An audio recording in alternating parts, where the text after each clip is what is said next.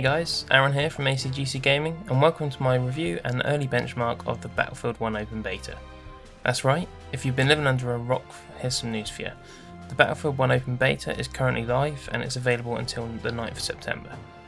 The actual game comes out on the 18th of October and is available to pre-order through Origin right now.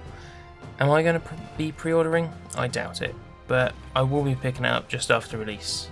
There's just a few other games that I'm planning on getting first. Okay, well, I'll start by mentioning that I've never really got into Battlefield games before. I've played Battlefield 4 for a little bit, Battlefield 3, but never really fully got into it. Without friends to play with at the time and constantly dying while trying to get used to the game, this just led me to quit and not really pick it up again, until now. The beta has brought me back. I've been playing the beta quite a bit with the dysfunctional crew over the last few days, and although I started off pretty crap, I've now got at least a tiny bit of skill, especially when it comes to sniping. I used to snipe back in the Halo days, and even though this is completely different, I just felt at home with the class. No, I'm not a camper. I do run around, but being able to drop to the floor, take aim and blow someone's head off from 300 yards away, it's just awesome.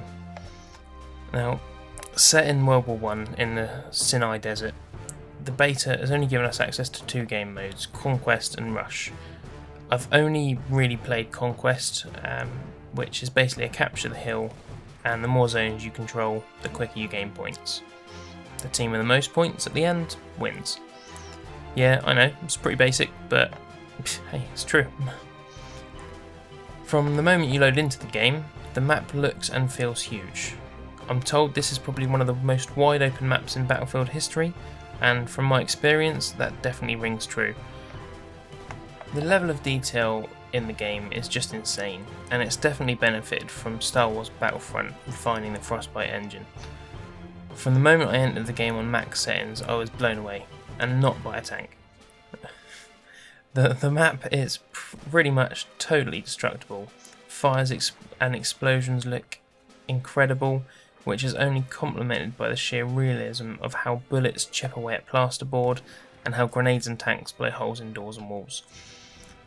Another feature that's been demonstrated in this beta is the new dynamic weather. Well, I say new, apparently it's been in a previous Battlefield, but it's made a comeback. Throughout the rounds, you'll get random sandstorms, and they can appear from nowhere. It totally changes the dynamic of the game. The heavily reduced sight means that tactics need to be rethought, classes need to be changed, and objectives can be taken with a bit of stealth.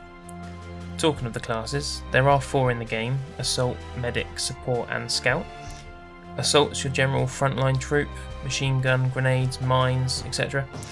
used for close combat and quick battles. The Medic, obviously there to help patch your teammates up, while having pretty good close to mid-range combat through the use of a bolt action rifle. The Support class is there to ensure that your teammates are stocked up on ammo, as well as laying down some harsh suppressing fire with the LMG.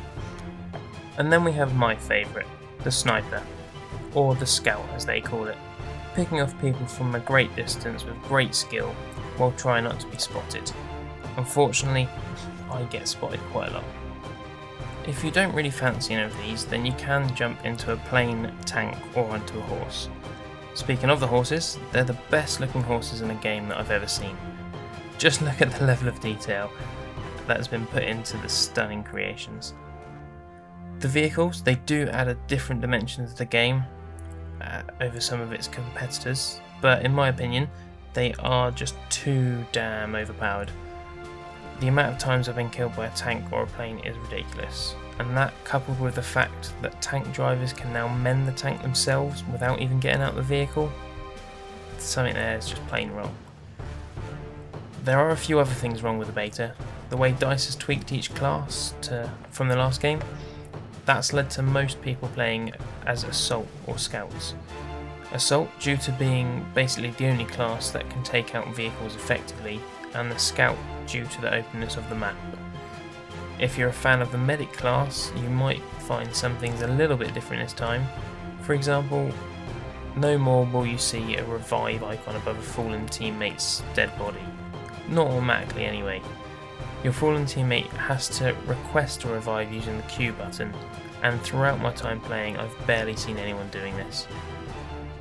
So here's a new section of my reviews. How does the game run on my system? On the screen you'll see a list of the components in my setup. While not the best of the best, in my opinion it's not a bad setup. So how did it run? Well, this is a mixed topic really. The most annoying part was getting the game to actually boot up and load. I've been faced with a black screen far more times than I should have when loading the game, and I can see online that a lot of people are having the same problem. There's some fixes going around saying to remove the game's origin overlay or run the game in administration mode, and that does work sometimes, but not every time, and it gets quite annoying when you have to shut the game down and boot it up for the 7th, 8th or 9th time in a row. I'm guessing that's just a bug with the beta. Well, I'm hoping, and I'm hoping it's fixed by the time the game is released. Now, once you do have the game loaded though, that's quite a different story. It actually runs pretty well. I've been able to play on ultra settings at 3440x1440 and get 60 plus frames with pretty much no problems. Now, I will point out a bug within the settings menu on the game, and that's the resolution scale option in the advanced graphics settings. That's automatically defaulted to 42%.